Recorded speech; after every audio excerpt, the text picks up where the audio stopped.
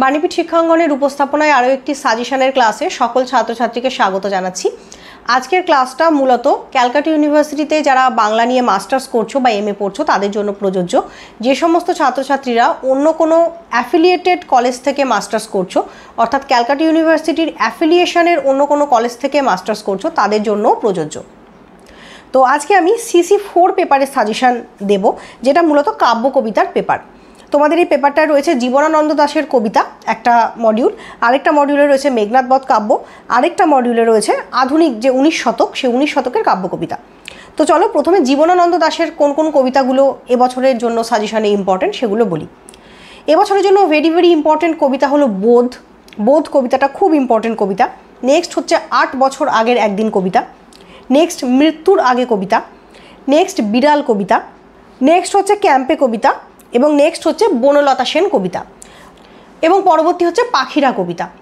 তো এখানে প্রথমেই বলে রাখি, আমি এখানে কবিতার নামগুলো শুধু কেন বললাম, তার কারণ হচ্ছে যে এই কবিতার নামগুলো দিয়ে প্রত্যেকটা কবিতার যে মূল বিষয়বস্তু বা প্রত্যেকটা কবিতার ভেতরে যে মূল অন্তর্নিহিত তাৎপর্য আছে সেইটা কেন্দ্রিক প্রশ্ন তোমাদের পরীক্ষায় আসবে।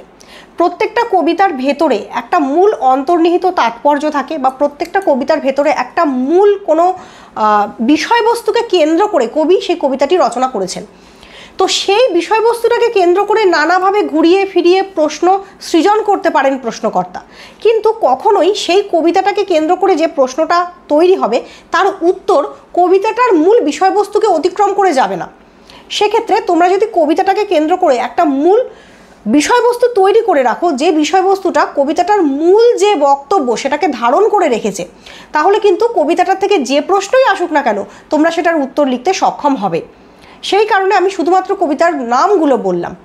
এক্ষেত্রে বলে রাখি, এই কবিতাগুলোর মধ্যে থেকে বোধ, বনলতা সেন, এই কবিতাগুলোর ভিডিও অলরেডি আমার চ্যানেলে আপলোড করে দেওয়া আছে। তোমরা ডেসক্রিপশন বক্সে গিয়ে লিঙ্কে ক্লিক করে আলোচনাগুলো দেখতে পারো, তাহলে মোটামুটি তোমরা একটা ধারণা পেয়ে যাবে যে একটা কবিতা থেকে কীরকমভাবে তোমরা মূল বিষয়বস্তুর অ্যান্সার তৈরি করতে পারো।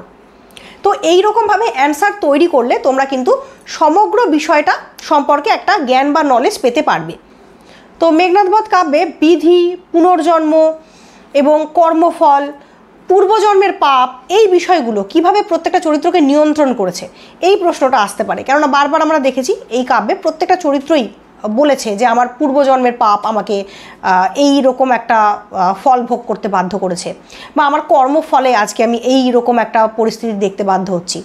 রাবণের মতন বীর যখন চোখের সামনে তার পুত্রদের মৃত্যু দেখছে, বীরবাহুর মৃত্যু, মেঘনাদের মৃত্যু, এগুলো।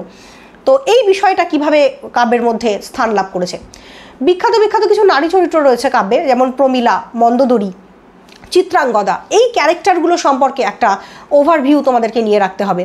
সবথেকে বড় কথা হচ্ছে মেঘনাদ বধ কাব্য এত বড় একটা সুমহান কাব্য, এবং কাব্যটার মধ্যে এত ভ্যারাইটি অ্যাপ্রোচ রয়েছে, এত ভ্যারাইটি কাইন্ড অফ থিংস রয়েছে ভাববার মতন, দেখবার মতন এবং বোঝবার মতন, যে এখান থেকে না প্রচুর প্রশ্ন আসতে পারে। এবং মাইকেল মধুসূদনের জীবন এবং কাব্য ভাণ্ডার এত ব্যাপক এবং বিস্তৃত যে এখান থেকে প্রেডিক্ট করা যে কোন ধরনের প্রশ্ন পড়বে এবং কোনটা পড়বে না, এটা খুব মুশকিল একটা জায়গা, এবং খুব একটা অসম্ভব জায়গা বলা যেতে পারে বলে দেওয়াটা যে ঠিক কোন প্রশ্নটা পড়বে এবং কোন প্রশ্নটা পড়বে না।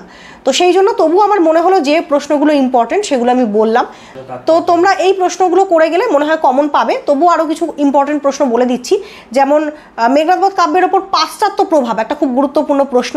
স্পেসিফিক্যালি মাইকেল মধুসূদন কিছুদিন সাউথ ইন্ডিয়ায় বা দক্ষিণ ভারতে ছিলেন। তো অনেক সমালোচক এটা নিয়ে সমালোচনা করেছেন যে মেঘনাদ বধ কাব্যের ওপর কি দক্ষিণ ভারতের বা সাউথ ইন্ডিয়ার একটা প্রভাব পড়েছে, এই অ্যাঙ্গেল থেকে প্রশ্ন আসতে পারে। এবার বলবো মেঘনাদ বধ কাব্য থেকে কি কি প্রশ্ন ইম্পর্টেন্ট।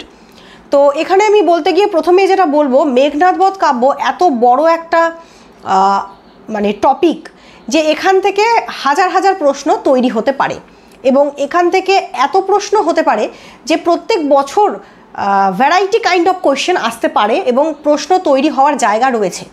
এবং মাস্টার্সের মতন ক্ষেত্রে যেখানে প্রচুর ভাববার অবকাশ রয়েছে এবং প্রশ্ন তৈরি হওয়ার জায়গা রয়েছে, সেখানে শিক্ষকদের এটা জায়গা রয়েছে যে তারা বিভিন্ন ধরনের প্রশ্ন প্রত্যেক বছর ঘুরিয়ে ফিরিয়ে দিতে পারেন, এবং স্টুডেন্টদেরও এটা সুযোগ রয়েছে যে তারা ঘুরিয়ে ফিরিয়ে প্রশ্ন এলে তারা ঘুরিয়ে ফিরিয়ে অ্যান্সার লিখবে।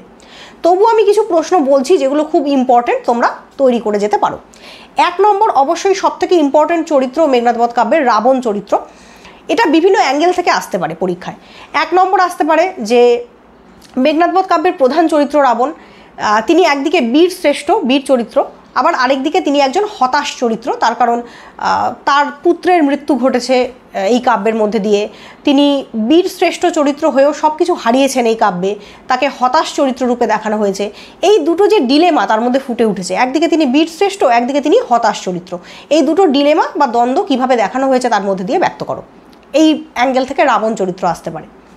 2 নম্বর প্রশ্ন হচ্ছে রামচন্দ্র চরিত্র। একদিকে আমরা জানি রামচন্দ্র হচ্ছেন স্বয়ং একজন দেবতা, আবার আরেকদিকে মেঘনাদ বধ কাব্যের মধ্যে রাবণ এবং রাবণের যে পরিবার, সেই পরিবারবর্গের চোখে রামচন্দ্র হচ্ছেন দুষ্কৃতী বা তাদের শত্রু। তো এই যে রামচন্দ্রের দুটো রূপ, একদিকে তিনি সর্বভারতীয় ক্ষেত্রে একজন দেবতা, আর রাবণের চোখে তিনি তার শত্রু।